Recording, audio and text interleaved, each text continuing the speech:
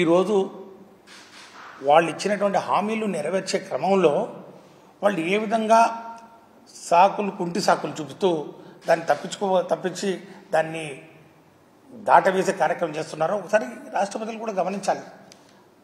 వారికి తెలియజెప్పాల్సిన బాధ్యత ఈరోజు ప్రతిపక్షంగా మా మీద ఉందనే విషయాన్ని కూడా నేను ఒకసారి తెలియజేస్తూ, ముఖ్యంగా ఈ TOEFL test of English as a foreign language, మరి విద్యాశాఖ మంత్రి గారు కూడా ఫారిన్లో చదివారు, మరి ఆయనకు తెలియాలి దీని యొక్క ఇంగ్లీష్ భాష యొక్క ఇంపార్టెన్స్, ఇంగ్లీష్ భాష మీద కావాల్సినటువంటి పట్టు, ఇంగ్లీష్ భాష మరి తెలుగు భాష యొక్క ఔన్నత్యాన్ని కాపాడుతూ దాని యొక్క ఇంపార్టెన్స్ను కాపాడుతూ ఇంగ్లీష్ లాంగ్వేజ్ అడిషనల్ లాంగ్వేజ్ నేర్చుకోవాల్సినటువంటి మరి అవసరం ముఖ్యంగా ప్రభుత్వ పాఠశాలలో చదువుతున్నటువంటి పేద విద్యార్థులకు, బడుగు బలహీన వర్గాలు, దళిత వర్గాలకు చెందినటువంటి మరి విద్యార్థులకు ఎంత అవసరమో మరి చెప్పనక్కర్లేదు. కానీ ఈ యొక్క ఆలోచన విధానం వాళ్ళకి నచ్చట్లేదు. ప్రతిసారి కూడా ఇది వచ్చినప్పుడల్లా తెలుగు భాషను కాపాడాలి, తెలుగు భాష ఔన్నత్యాన్ని కాపాడాలి, తెలుగు భాషను మనం ప్రొటెక్ట్ చేయాల్సినటువంటి బాధ్యత ఉంది. అవునయ్యా, అందరి మీద ఉంది బాధ్యత. కార్పొరేట్ కాలేజీల్లో కానివ్వండి, మరి ఈ ఇంటర్నేషనల్ స్కూల్స్ కానివ్వండి, ప్రైవేట్ స్కూల్స్లో కానివ్వండి, అక్కడ ఇంగ్లీష్ మీడియం చదువుతుంది, అక్కడ ఇంగ్లీష్ మీడియం మరి చెప్తా ఉంటే డబ్బున్న వాళ్ళకి మాత్రమే అవి అందుబాటులో ఉంటే, పేద ప్రజలకు ప్రభుత్వ పాఠశాలలో ఇంగ్లీష్ మీడియం మరి మీద ఒక అవకాశం లేకుండా మరి ఇంగ్లీష్ భాషను నేర్చుకునే అవకాశం లేనప్పుడు మరి మార్గం ఏంటి? అంటే మీ పిల్లలు, మీ మనవాళ్ళు, మీ మనవరాళ్ళు వాళ్ళందరూ మరి ఇంగ్లీష్ మీడియం చదువుకోవాలి, మరి వాళ్ళందరూ మరి కార్పొరేట్ కాలేజీల్లో ఇంకొక మరి పెద్ద స్కూళ్ళలో మరి పెద్ద బడుల్లో వాళ్ళు చదవాలి. పేద బడుల్లో చదువుతున్న వాళ్ళు మాత్రం తెలుగు భాషను కాపాడే బాధ్యత వాళ్ళు తీసుకోవాలి. బడుగు బలహీన వర్గాలు, దళిత వర్గాల వారు వీళ్ళే తెలుగు భాషను కాపాడే బాధ్యత తీసుకోవాలి. వీళ్ళు ఇంగ్లీష్ నేర్చుకోవాల్సిన అవసరం లేదా? ఈరోజు జగన్మోహన్ రెడ్డి గారు ఈ యొక్క టోఫెల్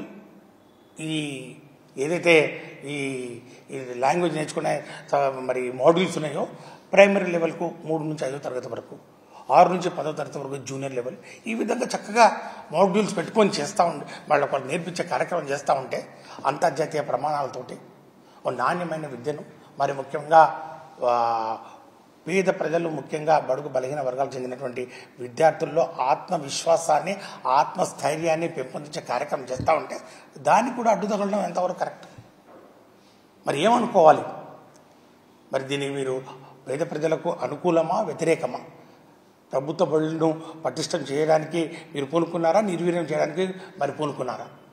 ఈ విషయం ఖచ్చితంగా ఈ రాష్ట్ర ప్రజలందరూ గమనిస్తున్నారనే విషయాన్ని కూడా మీరు ఈ టీడీపీ కూటమి ప్రభుత్వం ఒకసారి ఆలోచన చేయాలని చెప్పి కూడా నేను మనవి చేస్తూ ఉన్నాను. ఇంగ్లీష్ మీడియం రద్దు, ఇక ఇంగ్లీష్ మీడియం మరి గురించి ఈరోజు మరి అంత రాష్ట్ర ప్రజలందరూ కూడా ఏ విధంగా వైసీపీ ప్రభుత్వం ఏటుకు ఎదిరిది అందరు అడ్డు తగిలినా కూడా ప్రభుత్వ పాఠశాలలో ఇంగ్లీష్ మీడియంను ప్రవేశపెట్టినటువంటి ఘనత ఈ దేశంలో ఎవరికైనా దక్కిందంటే అది వైసీపీ ప్రభుత్వానికి, అప్పుడున్నటువంటి గౌరవ ముఖ్యమంత్రి వర్యులు జగన్మోహన్ రెడ్డి గారికి మాత్రమే దక్కుతుంది. ఈ ఇంగ్లీష్ మీడియం వ్యతిరేకించిన పెద్దలంతా మళ్ళీ ఆ రోజు మరి ఏం చేయలేని పరిస్థితుల్లో మరి ఇప్పుడు మళ్ళీ వాళ్ళ అధికారంలోకి వచ్చిన తర్వాత దాన్ని మళ్ళీ అడ్డుకునే ప్రయత్నం చేస్తున్నటువంటి పరిస్థితి ఒకటి గమనిస్తూ ఉన్నాం. ఇది ఇంగ్లీష్ మీడియం రద్దు చేసే మరి ఆలోచనలు వాళ్ళు చేస్తుంటే మాత్రం చాలా మరి దుర్మార్గం. దీన్ని ఖచ్చితంగా మేము ప్రతిఘటిస్తాం. దీనికి మరి వ్యతిరేకంగా మేము పోరాటం చేస్తాం. ఈ ప్రభుత్వ పాఠశాలలో ఖచ్చితంగా ఇంగ్లీష్ మీడియం ఉండాలి. తెలుగు భాష ఔన్నత్యాన్ని కూడా కాపాడే కార్యక్రమం కూడా చేద్దాం. ఈ రెండు కూడా సమానంగా పోతూ అందరికీ ఉపయోగపడే విధంగా, ముఖ్యంగా భవిష్యత్తులో ఈరోజు మరి ఇంటర్నేషనల్ లెవెల్లో పోటీ ప్రపంచంలో నిలదొక్కోవాలంటే ఈ విధంగా మరి ఒక plan of action, CBSE syllabus కానివ్వండి, ఐబీ సిలబస్ కానివ్వండి, ఐసిఎస్ఈ సిలబస్ కానివ్వండి, ఇవన్నీ కూడా ప్రభుత్వ పాఠశాలలో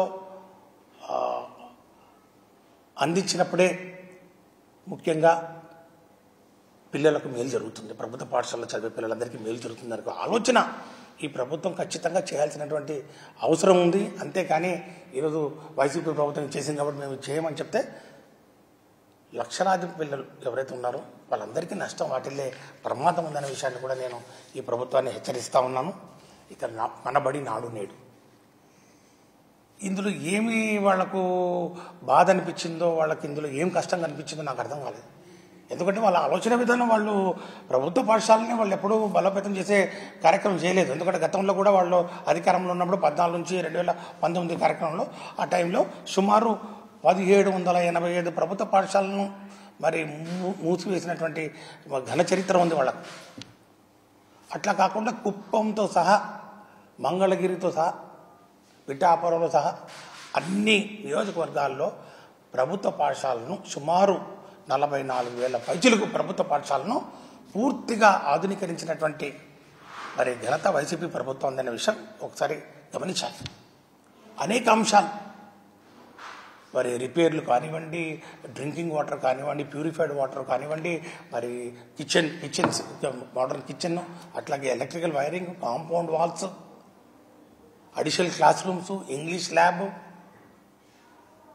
కిచెన్ షెడ్లు, ఈ విధంగా 11 రకాల ఐటమ్స్ అన్నింటినీ కూడా 2 విడతలుగా, మొదటి విడతల్లో సుమారు ఒక 15,715 స్కూళ్ళు 3,669 కోట్ల రూపాయలతో ఆధునీకరించడం జరిగింది. 2వ విడత మరి అట్లాగే సుమారు 8,000 కోట్ల రూపాయలతోటి 22,344 వెరసి 44,512 స్కూళ్ళు సుమారు 12,000 కోట్ల పైచలకు డబ్బులను ఖర్చు పెట్టి వీటిని ఆధునీకరించినటువంటి పరిస్థితి మనం చూసాం.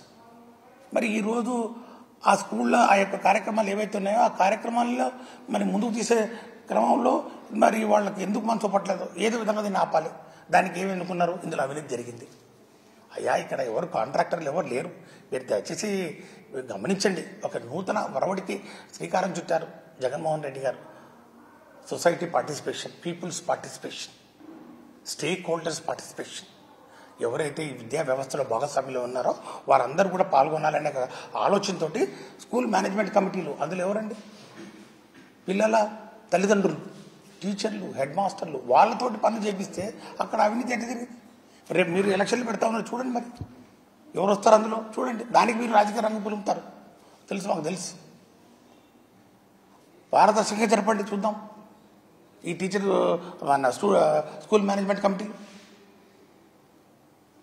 లేదు, ఈరోజు వాటిని కూడా ఏదో విధంగా మీరు మరి ఆపాలని చూస్తే మాత్రం పేద ప్రజలు, ముఖ్యంగా మధ్యతరగతి ప్రజలు ఎవరు కూడా మిమ్మల్ని క్షమించరు. ఈ యొక్క కార్యక్రమం దేశానికి ఆదర్శంగా నిలిచింది. ఈ యొక్క నాడు నేడు కార్యక్రమాన్ని పొరుగు రాష్ట్రాల వాళ్ళు కూడా దీన్ని అమలు చేస్తూ ఉన్నారు. ఇక్కడికి వచ్చి విజిట్ చేశారు. ఈశాన్య రాష్ట్రాల నుంచి కూడా మరి అక్కడ ప్రభుత్వ మరి అధికారులు ఇక్కడికి వచ్చి విజిట్ చేశారు. ఏ విధంగా ఈ యొక్క కార్యక్రమాలు చేస్తూ ఉన్నారు, ఏ విధంగా 11 ఐటమ్స్ ఏవైతే ఉన్నాయో జగన్మోహన్ రెడ్డి గారు పర్సనల్గా ఆయన యొక్క మానస పుత్రిక ఈ కార్యక్రమాలన్నీ కూడా చేసి ఈ యొక్క స్కూళ్లను ఆధునీకరించి మరి వాళ్ళకి అందుబాటులోకి తీసుకొస్తే దాన్ని కూడా మీరు ఏదో ఒక మరి కుంటి సాకుతోటి ఆపే ప్రయత్నం చేస్తూ ఉన్నారు. ఇది కరెక్ట్ కాదు.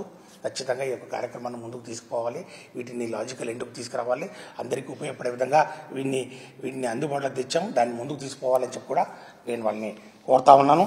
మరి ఒక దురుద్దేశంతో వీటిని మరి మీరు ఆపే కార్యక్రమం చేసి ఈ కార్పొరేట్ కల్చర్ వరకు మీరు అలవాటు పడి మరి కార్పొరేట్ స్కూళ్ళ కన్నా మెరుగ్గా ప్రభుత్వ స్కూళ్ళు ఉండకూడదని మళ్ళా నారాయణ చైతన్య వైపే మరి ప్రజలందరూ మొగ్గాలని ఆలోచన చేస్తే మాత్రం ప్రజలు మిమ్మల్ని మళ్ళీ ఈసారి క్షమించడం చెప్పి కూడా నేను మనవి చేస్తా ఉన్నాను. ఇక చివరిగా తల్లికి వందనం మంగళం పాడారు.